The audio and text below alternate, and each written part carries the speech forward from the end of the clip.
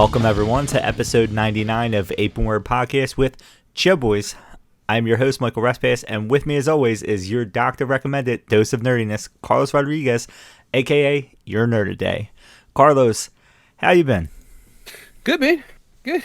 Keeping busy, doing the whole summertime dad thing that we both do, and it's exhausting, but, Yes. Back to school, man. Yeah. Fuck them kids. Hey, it's rough. It is. For those of you that actually listen to us religiously, and that's Joey, Rod, and maybe like two other people.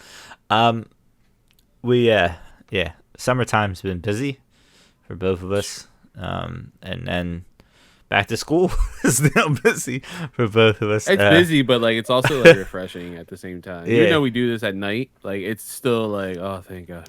That's I see, and I have the benefit of my kids are my kids, but they're not my kids in the sense that they're not my blood kids. So they go to their dads on the weekends.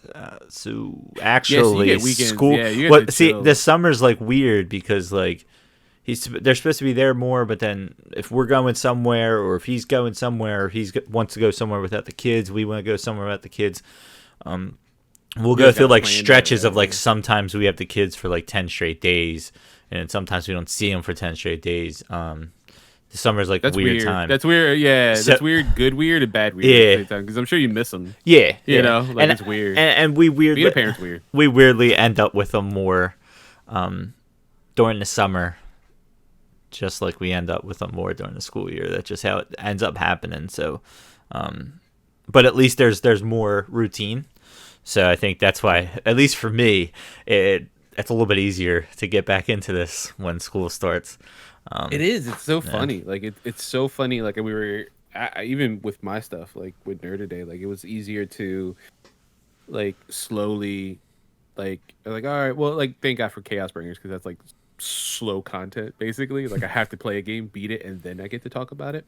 But like summertime is like difficult because it's like, oh, man, like I want to do all this stuff, but I feel overwhelmed, and I have to, it's Saturday, and I have to take the kids out. I have to do this. I have to make sure they have fun. It's 10 o'clock. I'm like, I could definitely edit a video. And my job has been hectic too. On top of that, and just my lovely wife, which I can call her that, I guess. She at this point, yeah. it's all, but It's like, it's a piece of paper. At Yes, this it's point. illegally binding. She is a new nurse. So it's all. It's a lot of new stuff. Yes, if for those of you not listening, well, I hope you're listening, even if you're watching it. But for those of you watching, if you see the bags under my eyes, it's because I am as tired as I look. But let's get away from that, because this is not about how hectic life can be with kids. This is this episode. In case you couldn't tell, you can see a little bit more of Carlos's shirt. You can see my shirt. In case you can't tell who we're talking about today, and I realized I backed off of the mic, and so if you couldn't hear me that well, that's why, to show my shirt. CM Punk. It feels like the only time we get together to podcast, something new and exciting happened in CM Punk. It's funny. There's so much that happened, and we talked about this when we were on with Jacob for episode 98, which feels like forever ago now. You had All In and All Out. I think even back then was right after the Forbidden Door. Yeah, because Jacob we was there right after that. Yeah, so that episode was right after Forbidden Door. So now we got to All In and All Out, and even during this time, Tony dropped the bombshell of October 1st for Wrestle Dream, which he now claimed that all three of these are going to happen on the same weekends every year, which seems like a lot. But I can tell you, if I will do everything I can to get to WrestleMania, and because of this whole transition and everything, unfortunately, paying those prices might be out of. I might have to get secondhand tickets from people last second. I already said it. I said it with Nick, who I used to do entrance ramp with. Yeah, I'll say it here on there. I'm just gonna be around South Philly. Y'all got tickets? You let me know. You know what I mean? I mean, there's gonna be so many other wrestling events around that you could probably. I already took the week off. You could probably get to like 12 different places for half the price that it would cost to go to one night of WrestleMania. I will do everything I can to at least get one of those nights and bring the kids because I wish I had that memory as a kid of going. I don't think I'm going to get to both nights. It's just right now the prices are crazy. They are, man. And it's I was better suited when I got to go to WrestleMania. I went to Dallas for 32, I think, right now. Damn, that's 8 years ago. But it's funny because when they announced they're going back to Wembley, the first thing, and I watched All In with Jess, and she said, "So we going?" Like, she said it to me. And I was like, yo. I mean, you could make a fucking really banging vacation. Yeah. You know what I mean? Because you already know ahead of time what day it is. Exactly. You could get ahead of it a little bit, and so can everybody else. But we might, I mean, obviously it all depends on her with working and stuff like that. But by that point, we might actually have some money built up. So you never know. Yo, that's like a banging vacation, man. Yeah. So shout out to my boy Steven Sims from Nerdic Gods podcast. He went to All In. He lives out there. He lives out in I'm gonna butcher it. I don't remember where. he's in the UK. He's in the UK. So what he went. So what I'm saying is he went to Clash of the Castle too. Oh, really? Yeah, because he was like, oh man, I've never got to see like a premium event because in the UK they rarely have them. Right. And he got to go see Clash of the Castle this year, or was that this year? Was that last year? Whatever. He got to go to that, and then they announced All In. I texted him immediately. I was like, Sims, you going? He's like, I don't know, man. And it was like, they launched the wrestling podcast. Shout out to them. And on it, he's like, Carlos, I'm going. I was like, oh, let's go, dude. That's awesome. He's like, you're going to WrestleMania. I was like, I'm a fucking try. So what I'm saying, the plan though is I'm trying to get you. I'm gonna tell you now. I'm gonna get you. I'm trying to get Mark. You very fair skinned people. I'm gonna try to get y'all to Wale Mania. We're gonna dress like in suits. We're gonna look all fancy. We're gonna go clubbing for the first and only time. All four of us, because Nick is coming with us. I'm like, we're going. I want to see Big E. I want to see Swerve rapping. We're gonna try to go to Wale Mania. I'm announcing it here. Okay. Well, because it's got connections. I'm sure. It's funny because I mentioned going to Wembley, so you can start saving. So. Oh, for me, yeah. Yeah, so we could go on a nice couple's vacation. So right here, I'll put you on the spot. You got plenty of time. I'm gonna need to start playing the lottery. That's what we're doing. So how banging would that be? I win the lottery. I'm like, I'm going to Wembley. I got a house. I paid off the car. Got another car. Okay, so back on. Let's swerve back to the topic. That was bad transition. So speaking of All In, as if it was kind of a year ago when Brawl Out at All Out 2022 happened. At the time, I'm watching All In. It's happening Eastern. It's starting about noon. Actually, I think it started even earlier than that. 0 Hour, I think, started a little bit earlier. I think without people really knowing that it was starting early, because they kept saying an hour early. And it was 2 hours, too. It was a 2 hour. Yeah, but I think the wrestling part of it didn't. The very beginning was the whole leading up, Jeff. Well, but I think even at the very beginning, it was the Jeff Jarrett and Grado, yeah, and that stuff. But the two matches didn't start until the first that second hour of 0 hours. So I was actually able to watch this live. I had work that night, but it was okay. I was able to sleep. So then we not that I'm going to run down the whole card here, but it's just a lead into what happened. So you have the Ring of Honor World Tag Team Championships with Adam Cole and MJF beating Aussie Open. It was a fun match, fun 0-hour match. It's one of those rough things, and I will say this. Putting Adam Cole and MJF in that position is great for people who might want to watch and be like, what is AEW? The problem with that match is it is the goofy side of AEW. And like the double clothesline, the kangaroo. Yeah. Thing. So now, do I think that they truly believe that people watch 0 Hour and go, let me watch this?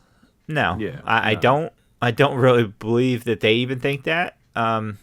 I think it's supposed to be like, hey, we're going to pull the people in who already watched the product and say, look, if this is what we're giving you for free, what are we going to put on the pay-per-view? So, yeah, it was fun. They have done WWE better than WWE has in that sense. Yes. So then we go from there to Hook facing Jack Perry for the FTW Championship, and I will jump to one spot in particular. Jack Perry comes out in a limo or a car. I don't remember exactly. He comes out in a vehicle and stands on it, and the crowd boos him like before the match. So they end up fighting up to the car. Surprise, surprise, the car is still there.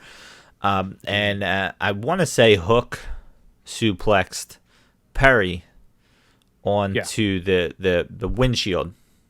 Yeah. And it cracks the windshield, and after a little bit, Perry goes to the camera and goes, "Real glass, cry me a river." Now that is a direct shot. Yeah, I see, and I think what ended up coming out of all this, and we're gonna get through everything, and this is a long-winded version of getting to it. So basically, what had happened, I think even a week prior, 2 weeks prior, I forget, there was rumors and all this stuff that came out about how Jungle Boy, Jack Perry, wanted to do a spot with real glass, and they wanted him to use fake glass. And eventually, it sounded like it came down to they wanted Punk to talk to him. So it kind of came down to, let's be honest here, this thing for a lot... I don't even know that it's been as much the Elite versus Punk as much as it's been like the media. Well, the media, media making it Punk versus the Elite. I think a lot of it's like the whole WWE AEW thing. I think the fans and the media have made it more than what it is, and I could be wrong, but I think they've made it more than what it actually has been. It's funny because Danielson's had his hand in a lot what's been going on with Collision, yet you don't see that he has been telling people stuff, but it seemed like every time Punk told somebody not to do something, it was coming out, which is in itself not good. And I know a lot of people are blaming the Elite for, they have stooges there who are putting this out there, or Punk's people is putting it out there, and all this other shit. Somebody's putting it out there, and it shouldn't be. Because I'm sure there was plenty of times that Danielson walked up to somebody and said, "Yo, no, this isn't how we're doing it here." And nobody was like, "Oh my God, Danielson's running the show." So it was. And it had to be someone spilling. Because I mean, just real quick, we know at least from this week, at least watching like Sean Ross Sapp like do some live shows and stuff about the incident. He was talked to by Punk multiple times.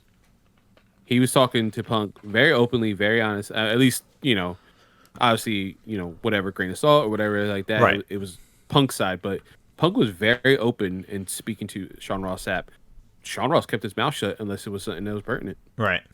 Unless it was something that like he ain't trying to, screw the pooch. He's being a journalist. He's like, nah, like nothing is important here. Like I'm not talking about how everyone's got a problem with each other.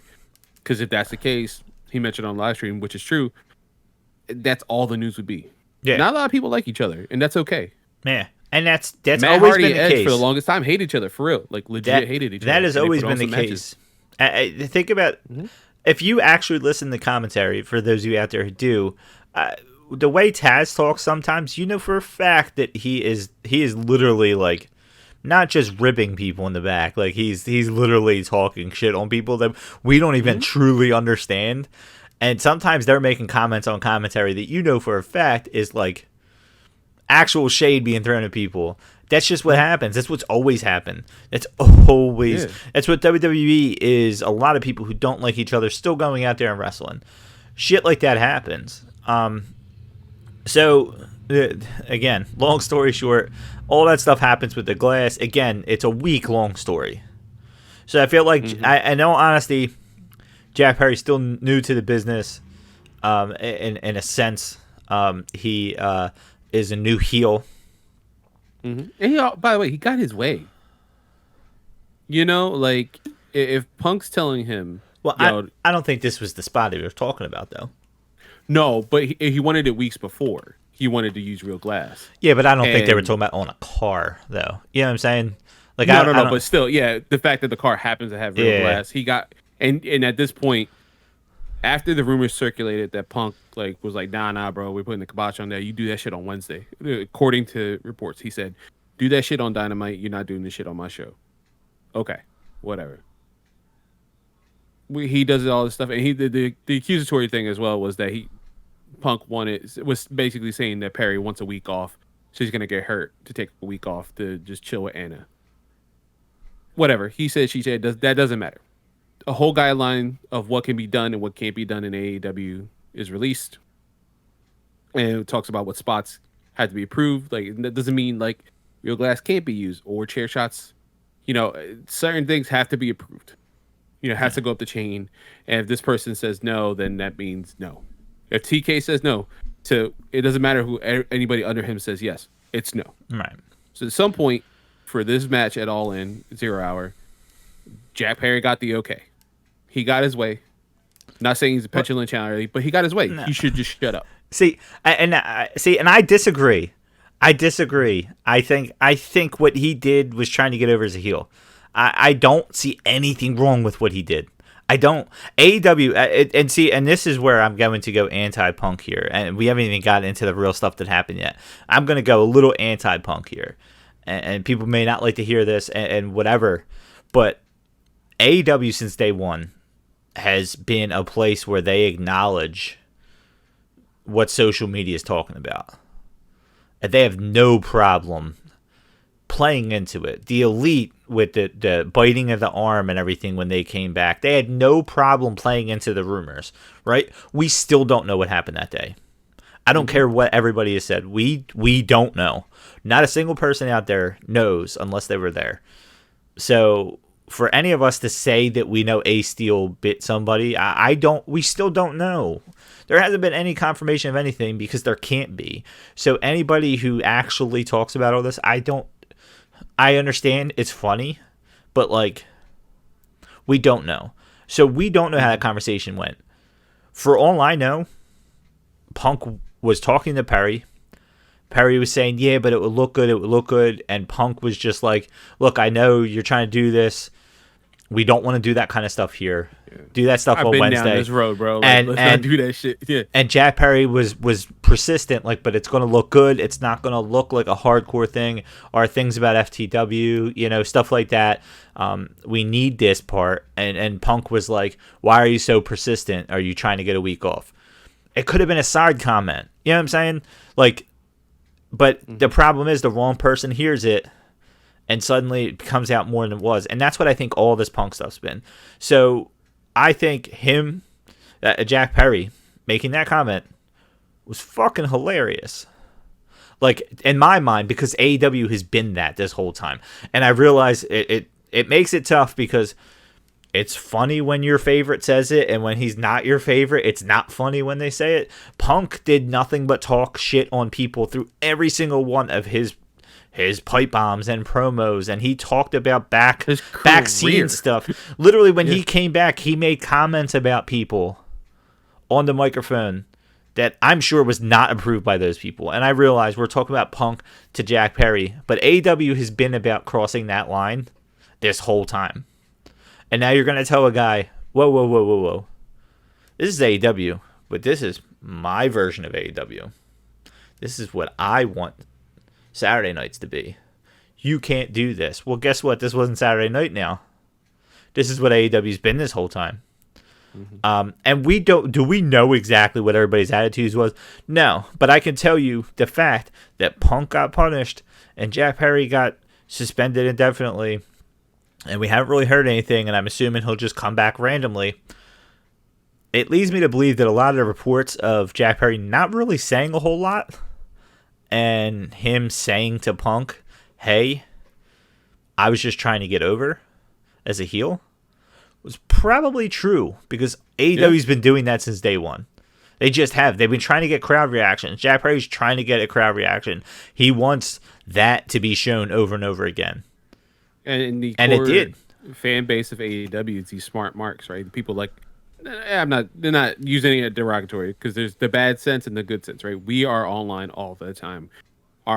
We do this as like a quote unquote job to look at what's going on, talk about it, talk about the shit that we hear. You know, that's literally what this episode's about. So, as the AEW hardcore that we are, yeah, of course we're gonna hear these reports and him acknowledging it and be like, "Oh, that's funny," but there's the anti-Punk with me too, at least from somebody in a Facebook group, which I'm well aware of her. Her fiance has been used as enhancement talent for AEW, like Dark when it was around and stuff, and other shows like that. And she mentioned, with all this happening, it felt like you had to walk on eggshells around him specifically, right? Which she said for her fiance was very disheartening, because he's our age. And then you come up and you get to meet somebody you love.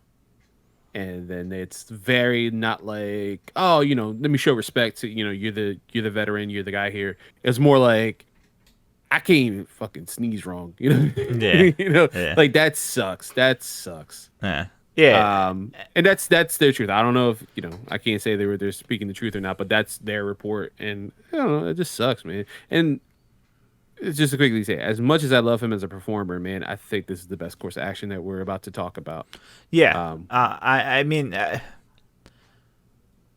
let's be honest. For all parties. There's been so many reports, and see, I'll quickly run down what actually happened. So Jack Perry is coming through the curtain, the end of his match.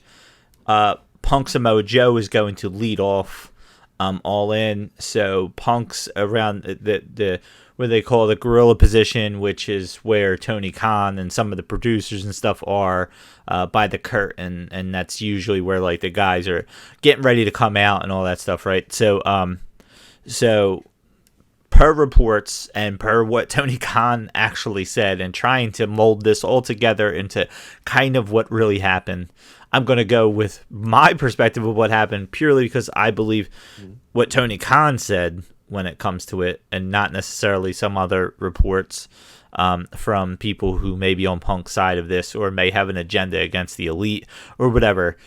So I'm going to go with Jungle Boy comes to the curtain. CM Punk kind of, I don't even want to say confronts him, but confronts him.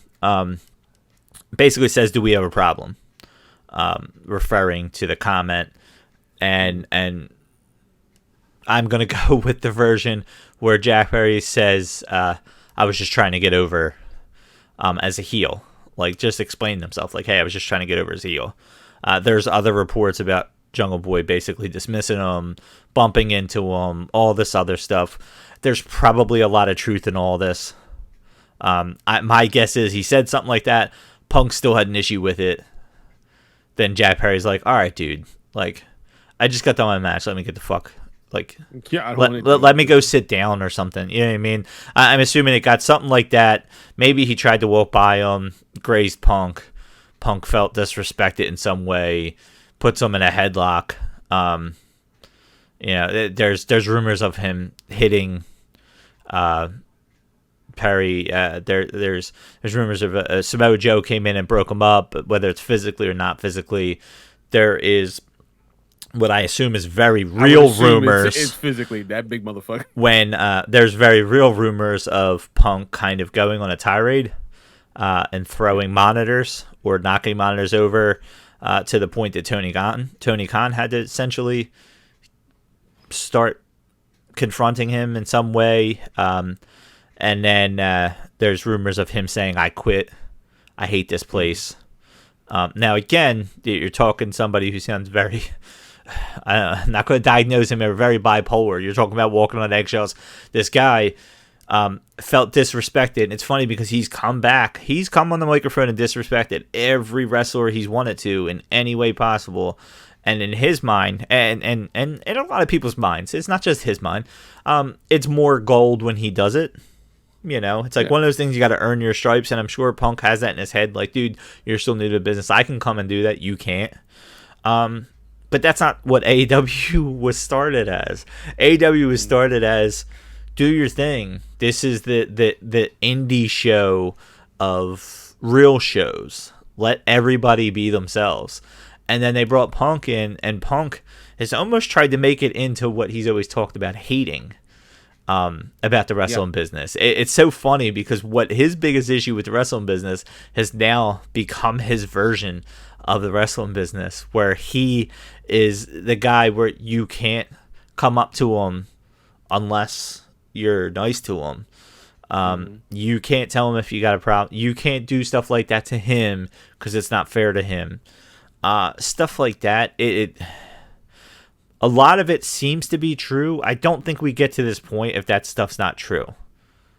If that stuff was not true, Tony Khan was such a CM Punk fan that I felt for him to come out and say that, and a lot of people I know made jokes about this, and this is where a guy like Jim Cornette jumped onto it and stuff like that, where Tony Khan coming out and saying he felt afraid for his life. Now, what Tony Khan is very uncomfortable, it seems, at times when he's talking, and it's obvious. And I know everybody says he's on cocaine and all this other stuff. You could tell. About to make that joke. You could tell he's not a huge public speaker, let's say. So when he gets in front of the camera, you could tell he gets a little nervous. From the sense that I got from him, he was not necessarily saying he was afraid for his life in the sense that he put his workers in a dangerous environment. If monitors are being thrown and stuff like that, it could hit somebody in some way, shape, or form. And I know and this motherfucker been to ECW shows. Yeah, you know what I mean. But he doesn't want to put his workers that are not performers, that should not be in that position, in a position where they might get hit with a monitor because somebody can't wait until they get into the locker room to talk. And that's why this shit gets out. Because you can't just wait until the locker room to talk. If Punk would have confronted him in private, not around people, we might not hear about it. And that's what a lot of these things probably happen in AEW. Where just say it in private. Don't make this shit public. Just shut the fuck up. And it's funny because you feel like... and I think that's been the problem with this is... I know there are people that love the elite in this company. This company was built around their friends and stuff like that. And it's not a bad thing, but if you build a company, you're going to bring in people you trust. It's just what's going to happen. Yeah. Why wouldn't you? Why wouldn't you bring in people you trust if you are helping build a company? And I realize Punk in all forms of this, he's bigger than the elite. He just is. Yeah. He's the biggest thing AEW had. But I think Punk knew that. Punk came into it with that feeling. And then it got to a point where if Punk didn't get his way, he would lead some of the social media stuff. And then the elite's like, whoa, no. We got to get our side out there. And then instead of them talking to each other, it became a lot of backdoor stuff. And Punk focused on Brawl Out, focused on the stuff that the elite was putting out there, and never seemed to be focusing on the stuff that was beneficial to him that was getting put out there. And do I think it was him? I don't know. Maybe there was somebody there that loved Punk and didn't didn't want this story getting out first. I don't know. It's just funny. The AEW was known for being tight-lipped, and everything around surrounding Punk was like coming out. I didn't get it. I didn't quite get it. It's a very difficult situation because when being a CM Punk fan, I think many of us were so excited to see his return. Obviously, he's a very polarizing figure without anything that's happened this past year. He always has been. You love him or hate him. There's no really middle ground. I've gone to love and respect what he's done as a performer. I think he's one of the best that's ever come into like wrestling. Seeing like my first exposure with him was in this new ECW WWE. Like I remember hearing about him. I remember Eddie Guerrero talking about him and how he like was like, this kid's good, man. Like good. I was like, ooh, Eddie Guerrero says you're good. Gotta check this dude out. Early days of the internet, seeing some videos, some ROH stuff with him and Joe, plenty enough. But he's always been polarizing. And I think he's become more and more bitter as the years gone through the WWE system. And then obviously their departure afterwards and everything that's happened since, right? Those last 7 years were fucking insane, right? Like constant chance for him, lawsuits after lawsuits with his former co-defendant, It's been a thing. And then everything in AEW has been a bit of a mess. Yeah. And I think, and I've mentioned this on previous episodes, I think it all starts, no matter what, with Tony Khan. Tony Khan's the biggest problem here. Him making this decision to release CM Punk is probably one of the better decisions he's made. Absolutely. And that's not even to say, like, I'm not hating on Punk. I think it's not beneficial for anybody. It's not good for Punk to just be this bitter and angry again, for his health, for his mental health, just all that just inside of you just sucks, like it's physically draining, it's mentally draining, it's spiritually draining. He's got this awesome wife, he's got this awesome life. Like, do that. That's fine, dude. You've done more than your share in professional wrestling, and you've been a world champion now in like 3 different fucking crazy ass companies. Like, that's awesome. Good for you, dude. But I've mentioned this before, man. The whole workers' rights, thing. It felt weird back then when that promo happened. We knew some details afterwards. I think TK should have bit in the butt right there. He should have bit in the butt probably beforehand. He probably knew there was scuttlebutt of, cold stuff, and he should have went, like, yo, stop all that noise, bro. He should have been a boss way earlier. I don't think we've got to this position. I mean, to be fair, we might not have got Collision, which is a really good show. Surprisingly, a better show most times than Dynamite. Yeah. Whether it be presentation, the actual wrestling product, the stage, everything about it has been very top notch. I've been very surprised and pleasantly happy with Collision. It's a great addition. It's so much so I was disappointed when Dynamite got announced for Philly and not Collision. We mentioned that, yeah. I actually mentioned that off air to Nick. That really upset me. We're like, oh, we really want Collision. And that's is before his firing. I was just say, and right now I'm saying that without Punk, I'm still upset about getting Dynamite and not Collision. Mm-hmm. I agree. Now, with all that being said, the problems hold on, sorry. Real quick before I want to touch on the one thing. Yes, I do think Tony Khan's a problem. I did want to say, I think there's a lot that we don't know, and we also have to. Warner Brothers comes into this in some way, whatever they are, WBD, WD, DB, BD, LMNOP. I don't know what the hell they're called now, but I think Punk. They knew Punk. It was like Fox wanting R.I.P. Bray Wyatt. Wyndham Rotunda. Yes. We'll get onto him a little bit later, but so like I remember when Fox we have to have him. They had to have Brock Lesnar. You know what I mean? What they say goes. And let's be honest here, we don't know how close Punk was to getting fired the first time. it might have been or less. quitting. Yeah, it might have Yeah. been less Khan and more. Remember, he made reference to one of the higher ups in Warner. I'm just gonna continue to call him Warner Brothers. Oh, Um, Dave Zasloff. yeah, Yeah. like he made a comment that nobody fucking knew who the hell he was talking about. We all googled him right when he said it. But like, Punk even made comment about him, and I feel like that might have been what kept him there. True. I mean, he is a Honestly, moneymaker. Like, it's not. yeah, Listen, their merchandising sales have been through the roof. I mean, whether it be action figures, T-shirts. I mean, we we each both jumped got on one. these. Yeah, Yeah. so yeah, I'm still proud to wear it. Don't get me wrong. yeah, As a fan of the performer, I'm still happy to wear it. I yeah. will continue to wear it. I don't think it's a detrimental thing toward him. No, we Um, got some time out of him here. yeah, There's a lot of matches yeah, we wish we had, but I feel like that was his WWE run. There was a lot of stuff that we wish he still did before he was gone.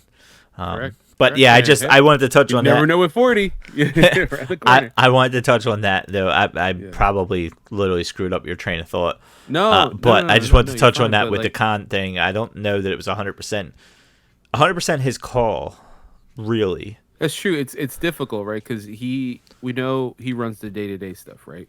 But he technically doesn't own the company. Shad does. And then they do, they're very like not codependent, but very partnered with WBD. They just gave him a They whole new show, a 2-hour show that yeah, and was they like based around requested it. Punk. It was Yeah, based, and regardless of what anybody says, and I know that thankfully it sounded like Daniel said had a lot to do with the booking behind doors.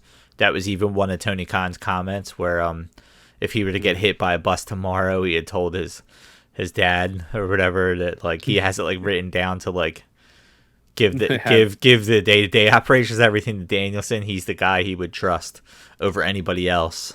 And I think that's telling. I feel like the whole locker room, either side, Punk or Elite, if that was a real thing, like would agree with that as well. Yeah, I think they'd be yeah, like, nah, we're down. This is the dude. yeah, Honestly, he's more than earned it. The same thing with Moxley, if that were the case as well. Like those two are truly the locker room leaders when it comes to AEW, more so than the EVPs. I don't think they did a great job when some stuff happened, some stuff leaked about like locker room meetings and stuff. Um, but yeah, I think TK. I've said it from jump. I think there's a lot of times he could have just stopped it. He could have stopped it at Punk. He could have reprimanded him in some way, shape, or form. And you never know. Maybe there was a monetary thing when he was like called out Page and made him look like a punk.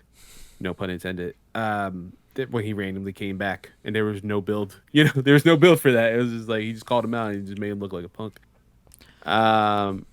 There's a lot, man. Like left and right, just kept building and building and building, and you can see the divide growing and his bitterness growing, and it could have been honestly like you never know. It could have been the Elite never said shit to Dirt Sheets, but he's just so angry with them. He just lashed out. Well, and it's one of those things though too. Like it's this imaginary pull for power a little bit, and no matter what Punk did, the show is not elite Punk wrestling. It's not elite straight edge wrestling. It's not all straight edge wrestling, all Punk wrestling. It's all elite wrestling, and no matter whatever happens, their name is still in there. They were tied to it. They were tied to it. Them the Bucks, Cody and Kenny, and I almost want to say to a lesser form Kenny, from those who kind of have seen how a lot of things. I feel like most of this brainchild has come from Cody and Matt. Actually, Yeah. I think Matt I know is like more the guy who deals with a lot of the Young Bucks stuff and everything like that, and I think they don't get as much Cody credit mentioned as they do. For what they do, and let's be honest, and everybody has said since this Punk thing happened, it was the most fun they've had there for a while, and honestly, it showed on Wednesday. It did. It showed. It did.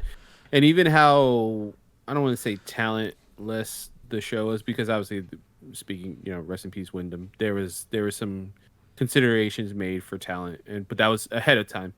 Anyway, that was spoken of, that like they were gonna these next couple shows might be a little weird with some talent, just because they wanted to make sure that everyone had a chance to visit the family, do what they wanted, and Right. grieve in any way they needed, which I thought was very respectful. He's actually been really good with that stuff. That's like the good side of TK being a mark like us.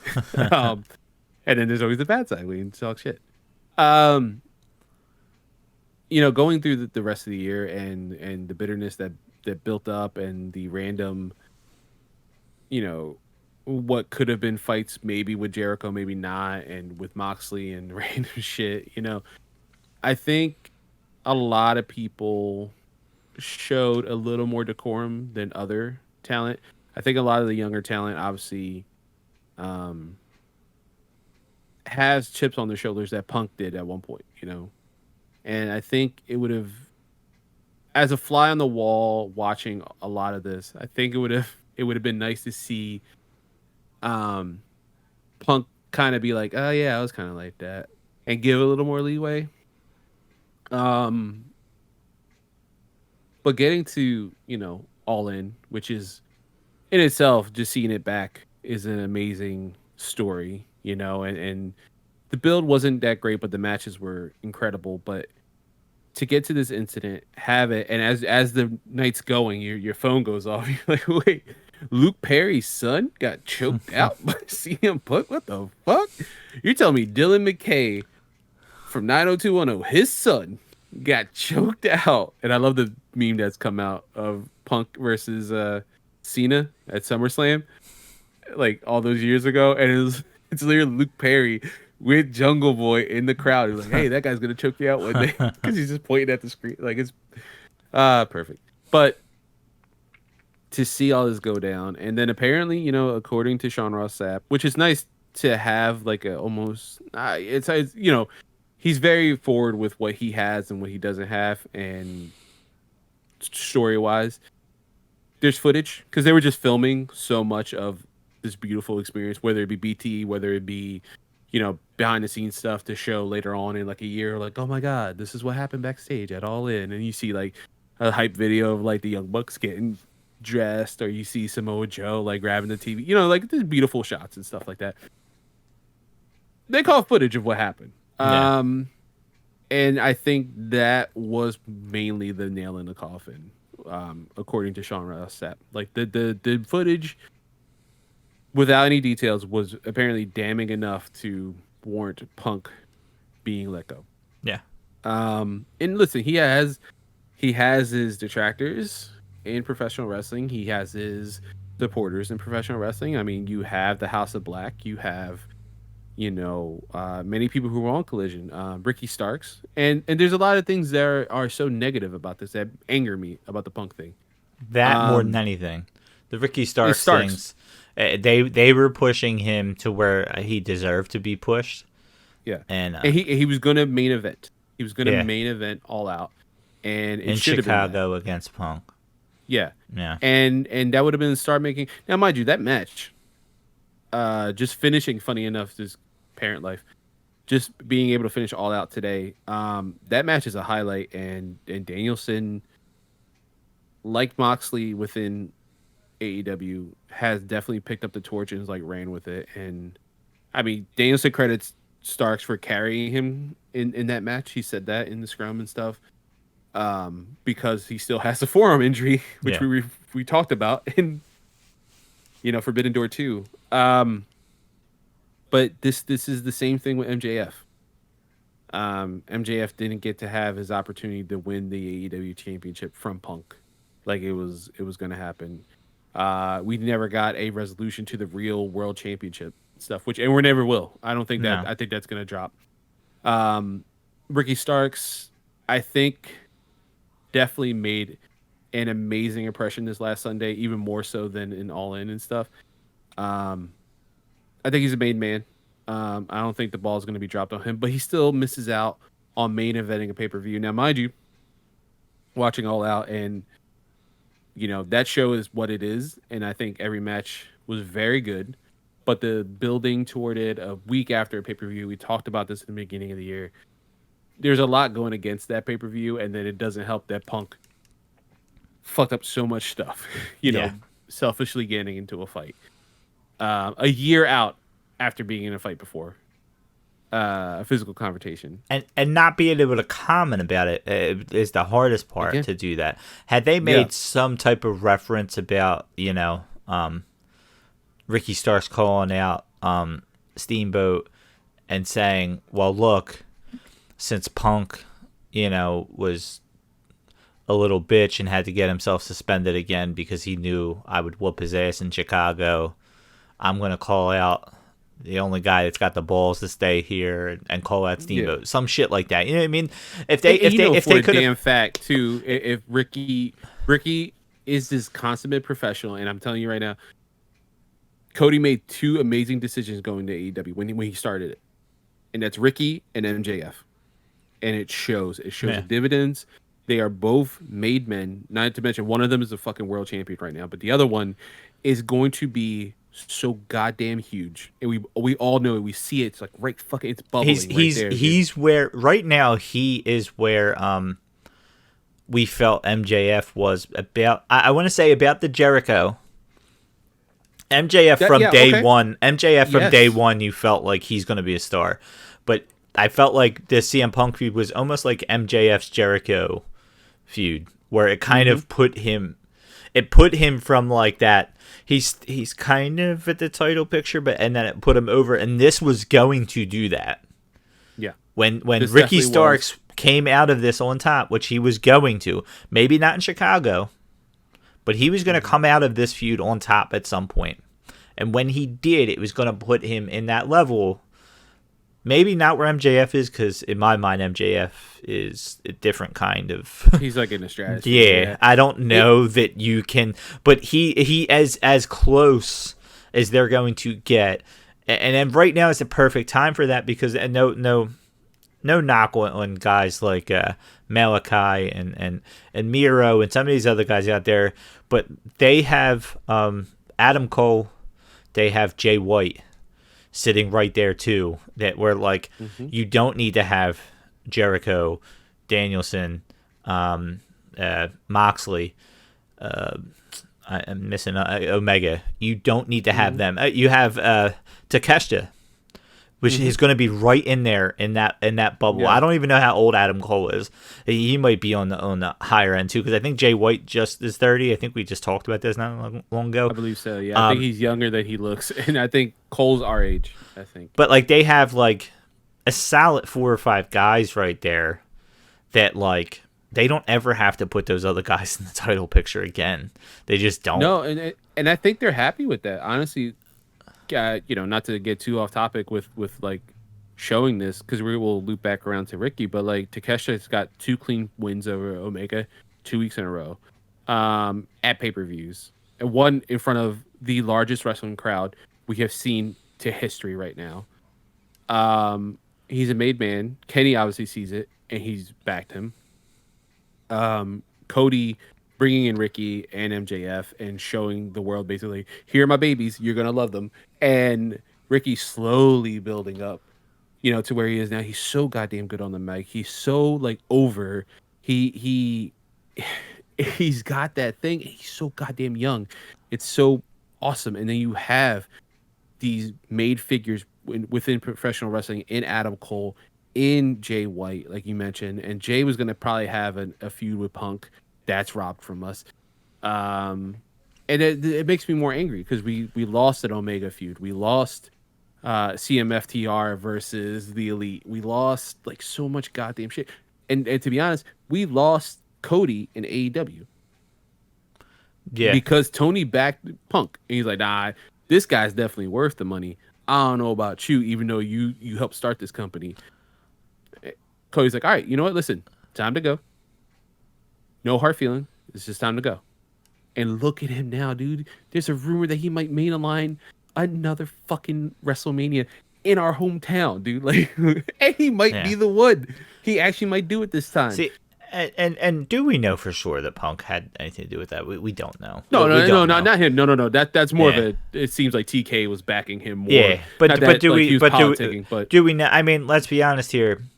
just like every other time that they talked about how AEW kind of knew this guy would sign, that guy would sign. Cody, no matter what, this whole thing, everything he did was about showing his worth to WWE when push comes to shove. And if he had the right person in his ear at any point saying, look, they need a guy like you right now. They have an unbeatable force in Roman Reigns. There's nobody else that they have sitting there waiting in the wind. You coming in will be the babyface. You'll be the guy. You are going to have those opportunities because they don't have that guy, and you can be that guy. I don't know that anybody fully turns that down. Not in his position. If your life's goal, your family's life goal, was to main event WrestleMania, if that's what you'll go away. Your blood, sweat, and tears has come into this. It's a title that his dad's never won. His dad always, I'm sure, probably wished he'd won and never gotten that opportunity. And now they're like, hey, this is your time right now. That we can see it, and you could do it. And how do you say no to that? I don't know that anything that happened in AEW could have changed that decision from his perspective, because that's his story. That's the shit he wanted to do. I don't know that Adam Cole's dream was to main event WrestleMania completely. You know, feeling in the top of the wrestling business is different. MJF, the same thing. I'm sure as a little kid, they dreamt of being WWE champion, as any wrestling fan who became a wrestler did. But right now, to say that I'm leading the way of a new company, it's a lot different when your dad and your family hadn't been fighting for the WWE brass ring this whole time, and now you can finally do it for them. It really speaks to itself. Yeah, it's true. I mean, it's true, and there's a lot of things that go into that. Like according to that documentary, he really was working with no contract, which is very risky, and he did a lot of good decisions, like not screwing him. He could have screwed him over any time, and he did it. Yeah, but it's just. Sorry. I also see Cody coming back at some point to AEW. I wouldn't be surprised. I don't. Yeah. I think there's some type of I don't want to say agreement, but I think it's just like the rumors now, and I know we're getting way off topic necessarily away from Punk, not necessarily, but we're getting a little off topic. Because even I'm looking at the list here, and who knows if AEW signs Will Ospreay, there's another young guy that's going to be there for years. Arguably the fucking best wrestler in the world. That's why you could put the International Championship on Moxley and allow maybe Cassidy to finally, I don't even want to say win the WWE title, but man, you got a funny MJF right now. You put him in the ring with Cassidy. Who fucking proved himself again. Yeah. Talk about making lemonade out of lemons, man. Like, again, they're not supposed to main event last Sunday. They main event. They fucking killed it. And it really cemented OC as, like, not just a comedy act. Like, legitimately, like, even the deters, like Mark Lindsay calling you out. Can't say that he's not a good worker. Like, he legit, blood, sweat, and tears. Yeah. That match was fucking amazing. Another one at that who made lemonade out of lemons with him and Starks, and they both look like fucking. You may not be a fan of him, and it's like anybody else. You may not be a fan of Darby. There's all the guys down the list you may not be fans of, but you can't take away from him that, like, he made something out of some. It was a joke, and not like making him a joke, but like Best Friends is still kind of a comedy act. Yeah, they do a crazy match every once in a while, but it's like. But like the Best Friends, I can't see them as tag champions. Maybe ROH. Maybe. I would wish they'd throw him a bone and give him ROH. But like you got like Proud and Powerful that still haven't won the tag titles that I feel like kind of deserve it over Best Friends. What's going to happen there? Yeah, there's a lot. But there's so much talent, And honestly, it sucks to not have Punk on Saturdays, and I understand why people tuned out.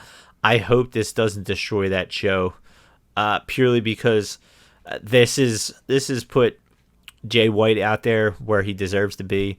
This has put Ricky Starks out there where he deserves to be. It has gotten time for other guys. I hope.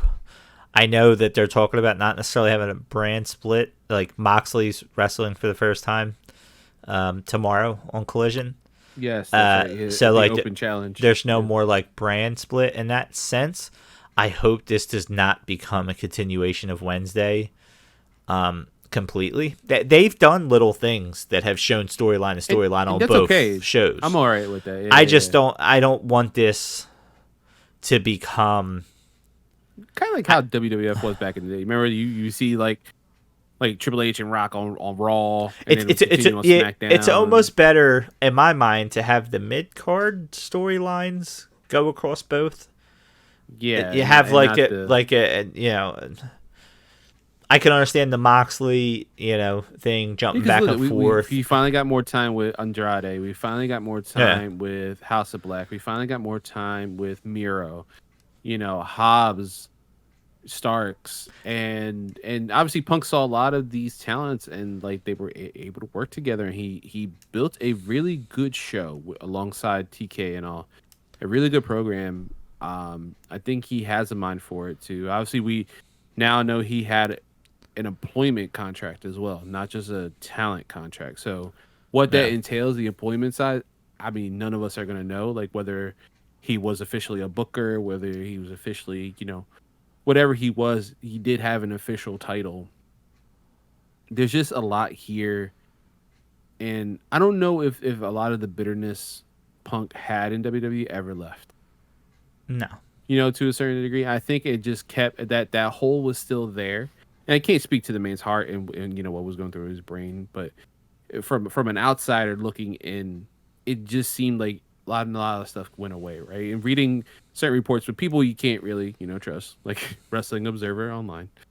I don't know if you saw this earlier. There was talks of a meeting late August with the Bucks and everything. And like seven different reports came out, and then what eventually came out of it sounds probably more right was they got asked to meet with them because they were going to be in the same city, and they declined. But they made it sound like they canceled on them. And there's a lot there. There's rumors of All In even that night. What happened that day? There's rumors that Punk got to London and there's no car waiting for him, no travel. But then it comes out that there was no car waiting for anybody. There was no travel waiting for anybody. And that Punk didn't come the same time as everybody else. He decided to stay back later than everybody else, which is his right. And that's what Tony Khan has done with everybody. That's where a lot of people have a problem with like Jade Cargill was gone. She's still gone. And everybody's like, oh my God, why don't they know what to do with her? Do people not realize this is what wrestlers have been begging for? They don't want to wrestle. She just had like an unprecedented undefeated streak as a, not to diminish because she's gotten better as she started her thing, but like as a green wrestler, like she had an undefeated, like a very Goldberg-esque start, and then she's actually gotten better compared to Goldberg. Not everybody wants to wrestle. Yeah, 6 days a week. There are some guys. A family as well. Like it's nice to take some time. There are some guys that will go do all these other shows, even at an older age, and they're happy with that. But not everybody is, and that's been the whole thing. Is not everybody is that happy with wrestling. They enjoy wrestling, and this is providing for their family, but it also is providing them time to stay with their family. Wrestling is a tough business, and when you look at WWE shit and everything, you see how much they got to go through to be on the road in WWE. Man, see, and that was the other Cody thing, where you look at it. I think Cody and Brandy were traveling constantly with their family on the road anyway. Yeah. With AEW, they wanted to be, even if they weren't in it, they want to be a part of it. So they were there anyway. The fuck's the difference of them doing it at WWE or AEW other than maybe better accommodations from WWE? It's not a knock on AEW, but like WWE's been known to if you mean something, we'll provide it for you. You know, they're probably living on a bus that's better than my house. So like, honestly, yeah. so I'm sure he was already doing that. So that change wasn't that. But like, think about how many Moxley was supposed to be on vacation, and when this first time with Punk happened, and then he stayed. Him, right? It literally fucking Orange Cassidy sometimes was wrestling 2 or 3, like twice in a night, because he'd be wrestling on fucking Dynamite and then Rampage. Like he was wrestling a lot, and then him coming out and saying battle of the belts, yeah, you know, like, and him coming out and saying, you know, I'm not going anywhere. We're probably gonna see him wrestle less. We might not. We might see him in backstage video segments. Yeah, and that's fine. It doesn't mean they don't have anything for him. It means the dude just fucking put most of Dynamite on his back for too long. Let the dude go home. Let him have a break. I mean, and look at Santana, right? Like, he had this devastating injury last year. Finally, like, mentally was not right for a long time, as you mentioned in his promo, which is very truthful. Like, he's been very kind of talking on Instagram and stuff and Twitter. Wasn't in the right headspace ever since his dad died, and I think, you know, there's Conan has been very adamant. That's like his boys. Talking about there's no relationship between him and Ortiz. There's no relationship between him and AEW. He might go. He's sure. He's injured. He needs to get his shit together. Taking time, mentally preparing himself, mentally, you know, dealing with real life shit. Being a parent, being a husband, being a father, losing a father. Getting all that shit together mentally, and then being like, I got also very traumatic injury to my body. I need to heal. And that, you know, getting your head right is so important. And AEW does allow that for so many talent, and that's great. That's great. I didn't remember when we saw Paige come back when Battle Royale in Philly, and that was a surprise. That was an honest surprise. He just had it. He was able to have an off with the dad. And we're like, that's cool. He doesn't come back. He came back. Oh shit! Well, he's obviously gonna win. And he did, and he won the belt. And the great storyline. But they've been allowing talent to take time off, and it's been really nice because you get, and there's so much talent that you get an influx. You get to see more talent. Now that Cassie's not the international champion, now Moxley's doing like a Cena thing with that belt, where it's open challenges. So we're gonna start seeing other stuff like that, and we're gonna see. I don't know, man. I think we're gonna get a lot more good stuff out of AEW, and it's sad that to say that Punk going is it's weird to say it's a good thing, because we both were so happy when he returned. Yeah.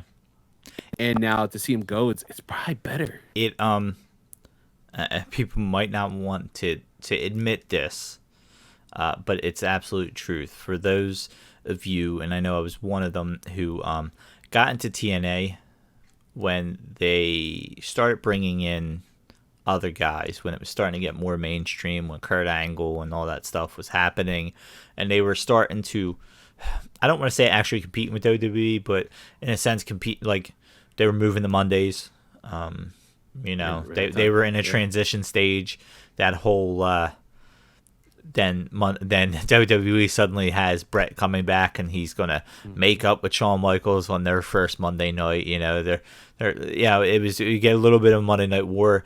Now around that time, we got Bischoff and Hogan brought to TNA, and when they changed what was special about TNA,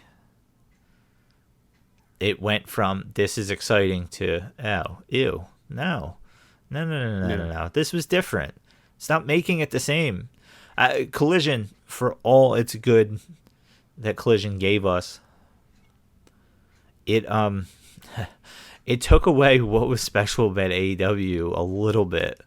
A little bit, and not a whole lot. It still was better wrestling than what you get from WWE, which isn't saying much. I gotta be honest with you. There's other places that are giving you better wrestling than WWE. You just aren't seeing it on national television. But like AEW felt different. And then it became less of AEW's vision and more Punk's vision. I'm not saying it's a bad thing, but if you're watching TNA for TNA and the 6-sided ring and the X Division and the certain guys, and now suddenly you have Hogan and Bischoff coming out 3 times in the show, just talking to the crowd, sometimes about nothing. And you're like, what the fuck is this? Oh, you just got here and now you're telling us we're stupid for wanting to watch a 6-sided ring because that's making it a playpen? Like, what? Stop telling me. I already enjoyed this. I don't enjoy this no more. Like, if I want to watch this, I'll go watch the better version of you. Stop trying to compete with them at their level. You're not going to be able to. Stop trying to be WWE. This ain't going to happen, dude. It just ain't. Yeah. Stop trying to make it that. I think the difference is what helps, because you have people who legitimately don't like the WWE system but love New Japan, and they don't even like AEW. There's people who love Impact and don't like AEW or WWE. There's people who love WWE and will never watch a thing of AEW and stuff like that, and that's fine. That's perfect, but we need those companies to work in their own spaces and their own thing and elevate the game to in some sort of degree, you know? Because there's going to be those people who change the game, you know, who go against the buck and show you what wrestling is. And everyone has their own idea of wrestling. I think a lot of that is kind of where we got causes of where we're at now, what we're talking about now, you know, with Punk leaving. Or, I'm sorry, getting fired, terminated. Before we end the show, though, I want to ask you. Wait, hold on. Did we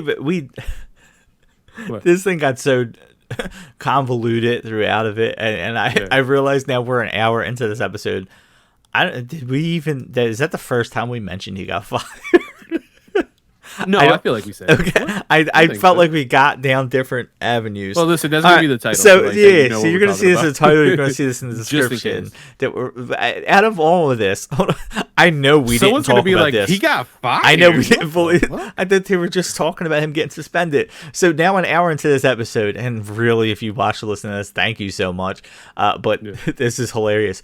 I never actually got into. Hold on, before you get into it, I'm going to do this quick because I know we only got like 10 minutes. So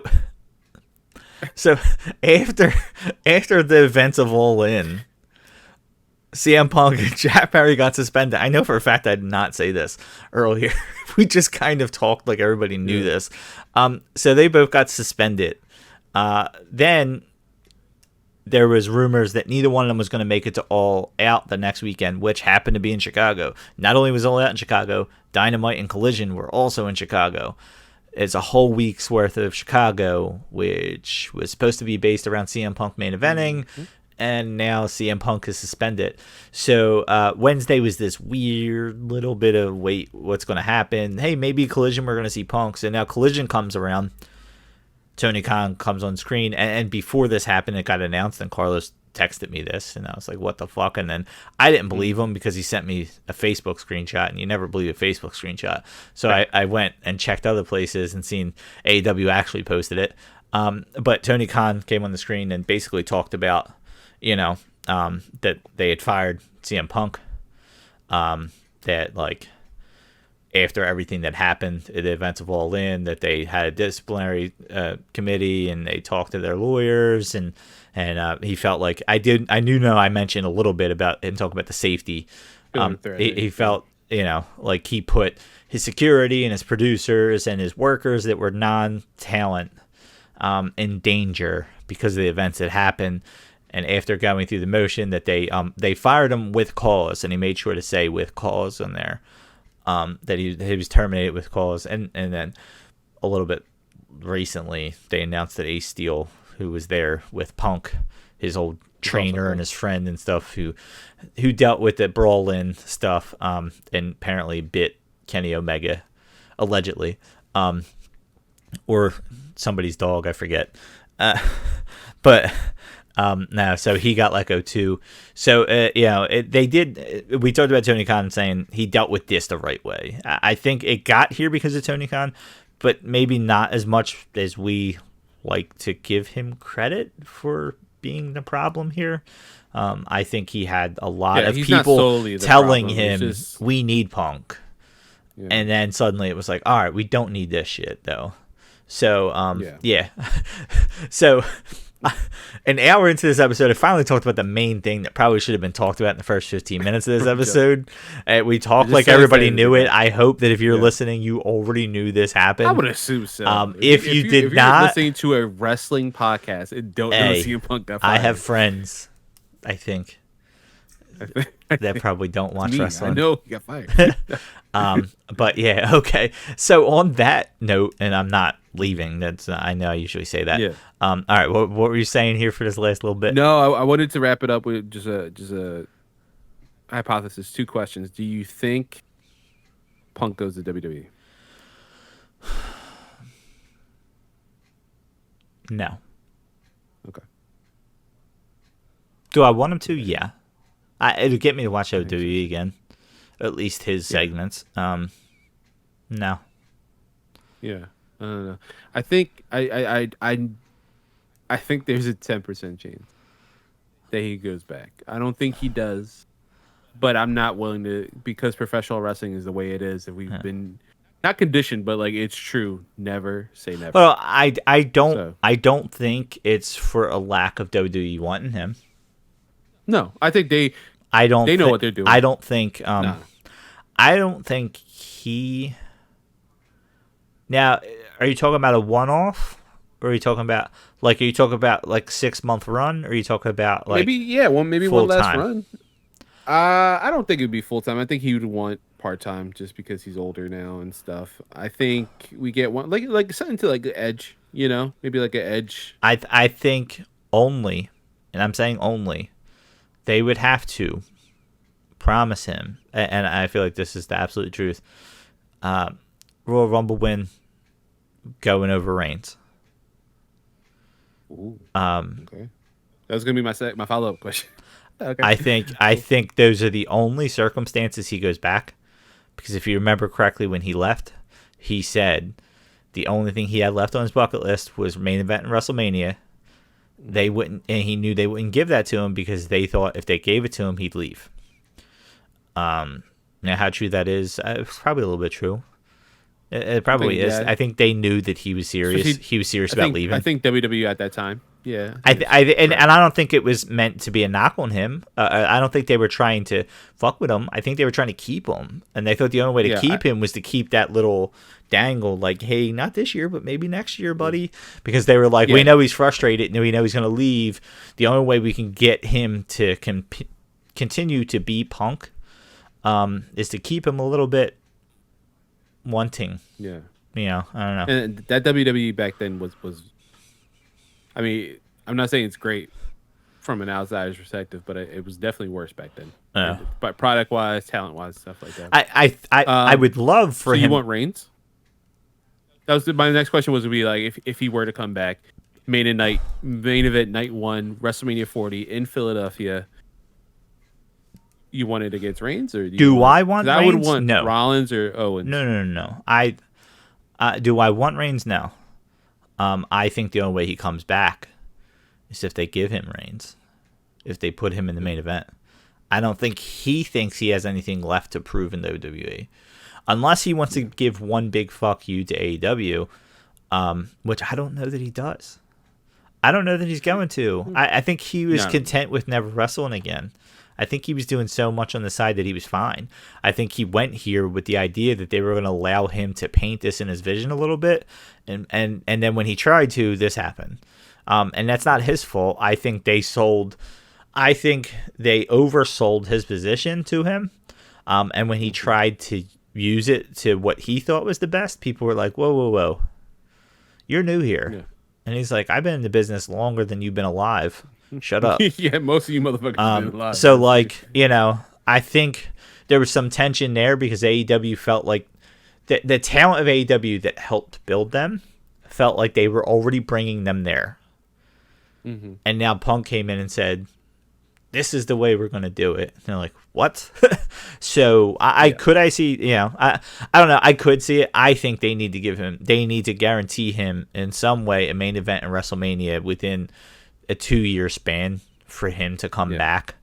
I think it's just as likely for us to see him back in AEW in the future than in WWE. Yeah, I think the percentages. I think it's just as likely. Both as likely. Yeah, I agree with that. And I'm not saying neither one of them zero. I think they're both under certain conditions. But I could see Punk back with AEW at one point. I think there'd have to be a lot of conditions written on both ends. But yeah, no, it would be nice to see him in WWE. But I just don't. I don't know. I don't. Yeah, like I said, it'd be 10% for me. But if it were, yeah, I think no matter what, as a fan of him performing wise and for a career, top it off with a night 1, maybe night 2 main event. And it could be against Rollins, who does not like him, and he can probably show AEW. That'd be his like fuck you to AEW to end the show. Like he would probably be like, hey, I main evented WrestleMania. Fuck you. Second of all, I did it with someone who does not like me and I don't like him. And look how professional we are. No one fought each other at the end. Deuces. You know, like, my dream scenario is you give Punk, he wins the Royal Rumble. He calls out Rollins. Gunther beats Rollins the pay-per-view right before. They put Punk and Gunther in there, and Gunther just beats the fuck out of him in front of people. And it's almost like they just talk about Punk walking away. It's very reminiscent of Sting and Triple H, where Michael Cole was just making backhand comments, stuff that like, yeah. And it's just like, well, you know, maybe if he didn't leave the wrestling business 10 years ago and never come back to it and just try to show up, maybe this wouldn't happen to him, you know. And just fucking Vince McMahon type style Michael Cole ribbing the shit out of him while Gunther just beats the fuck out of him. That is just as likely in my mind as CM Punk coming and wrestling Kevin Owens. Yeah. That's a WWE thing. And then Punk leaves right after then because he's like, fuck this, I was supposed to get Rollins. Hey,